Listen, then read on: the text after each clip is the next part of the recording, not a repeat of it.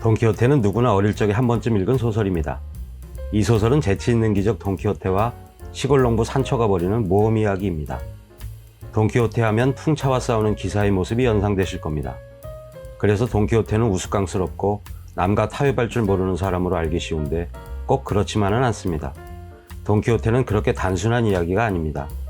그 당시 정치, 사회, 종교에 대한 비판이 가득한 책입니다.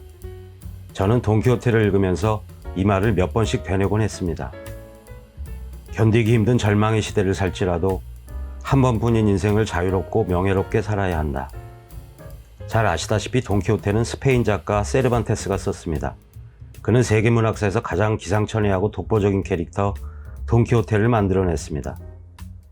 오늘은 글쓰기를 두려워하는 분들에게 꼭 해주고 싶은 딱 한 가지 이야기를 해드리려고 합니다. 그러기 위해서 돈키호테의 작가 세르반테스에 대하여 잠깐 언급했습니다. 글은 그 사람의 영혼을 보여준다. 세르반테스가 한 말입니다. 글은 보여주는데 뭘 보여주느냐? 세르반테스는 그 사람의 영혼을 보여준다고 합니다. 영혼을 보여준다는 말이 쉽게 다가오지 않는다면 영혼 대신 생각을 넣어볼 수도 있습니다. 글은 그 사람의 생각을 보여준다. 생각 대신 삶을 넣어볼 수도 있습니다. 글은 그 사람의 삶을 보여준다. 생각하지 않고 사는 사람이 있을까요? 생각하지 않고 글을 쓰는 사람이 있을까요? 저는 얼마 전에 박병태 박사가 쓴 인사이트 좀 있는 사람이란 책을 만들었습니다.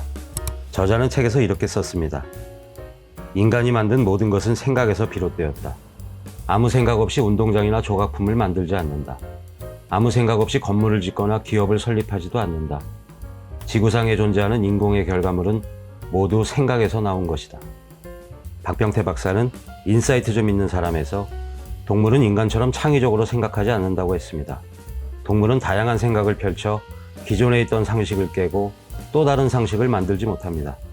박병태 박사는 더 이상 깊이 생각하지 않는 사람들에 대하여 안타까운 마음을 토로합니다. 어느 순간부터 우리의 생각을 누군가 대신하고 있다. 우리는 주의를 집중하여 관찰하는 일을 점점 등한시한다. 머릿속에 담아두고자 애써 기억하지도 않는다. 우리가 생각하지 않아도 손가락 몇 번만 움직이면 검색 도구가 빠르게 찾아주는 세상이다. 정보가 너무 많아도 걱정할 필요가 없다. 알고리즘이 스스로 작동하여 큐레이터처럼 우리에게 필요한 정보를 맞춤으로 추천한다. 그래서일까요? 인사이트 좀 있는 사람을 읽다 보면 철학자 니체의 말이 가슴 깊이 다가옵니다. 생각은 걷는 자의 발끝에서 나온다. 박병태 박사는 진실한 이 한 문장에 꽂혀 414쪽이나 되는 경영서를 썼습니다. 글을 쓰려면 생각해야 합니다. 생각의 힘을 기르려면 글쓰기가 필요합니다. 세상을 객관적으로 바라보고 분석하고 논리적으로 써야 합니다. 그래야 독자와 소통할 수 있습니다. 그런데 생각하지 않고 글을 쓰니까 글을 읽어도 무엇을 썼는지 알 수가 없습니다. 꼭 하고 싶은 말이 무엇인지 갈피를 잡을 수도 없습니다. 자기 생각은 없고 남의 글을 짜깁게 하여 글을 씁니다. 존경하는 이호덕 선생님은 이렇게 말씀하셨습니다.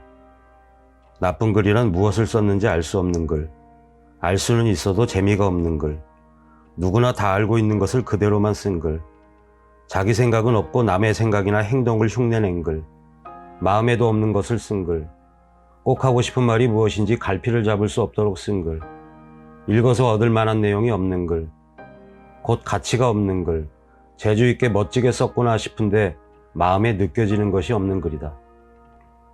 이호덕 선생님은 자기 생각을 담은 글을 쓰라고 합니다. 읽어서 얻을 만한 내용이 있는 글을 쓰라고 합니다. 가치가 있는 글을 쓰라고 합니다. 글을 쓸 때는 자기만의 정신이 있어야 합니다. 자기 생각을 붙들고 다듬어 나가야 합니다. 은유 작가도 이미 검증된 남의 생각을 적당히 흉내내는 글쓰기라면 말리고 싶다고 했습니다. 글쓰기는 기술이 아닙니다. 세상에 대한 관심이고 글을 쓰는 사람의 생각의 결과물입니다.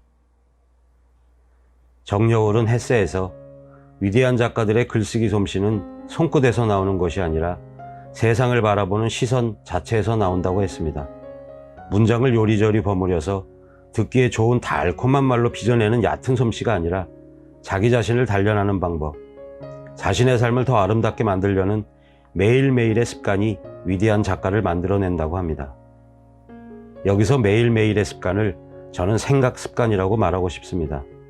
그 생각으로 자기 자신을 단련하고 자신의 삶을 더 아름답게 만듭니다.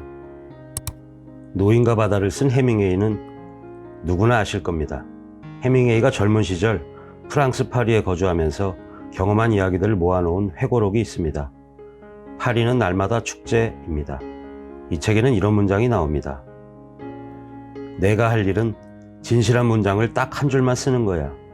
내가 알고 있는 가장 진실한 문장 한 줄을 써봐. 왜 진실한 문장 딱 한 줄을 쓰라는 걸까요? 그 문장으로부터 시작해서 계속 글을 써나갈 수 있기 때문입니다. 해밍웨이는 미사여구를 동원하여 글을 쓰지 않았다고 합니다.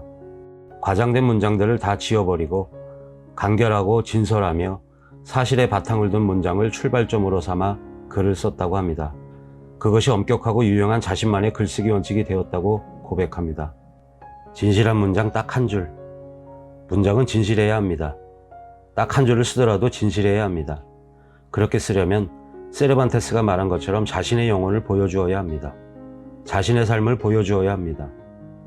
니체가 말한 것처럼 생각은 걷는 자의 발끝에서 나오므로 세상과 자신에 대한 관심에서 우러나온 생각으로 글을 써야 합니다. 이호덕 선생님이 말한 것처럼 자기 생각을 담은 글을 써야 합니다.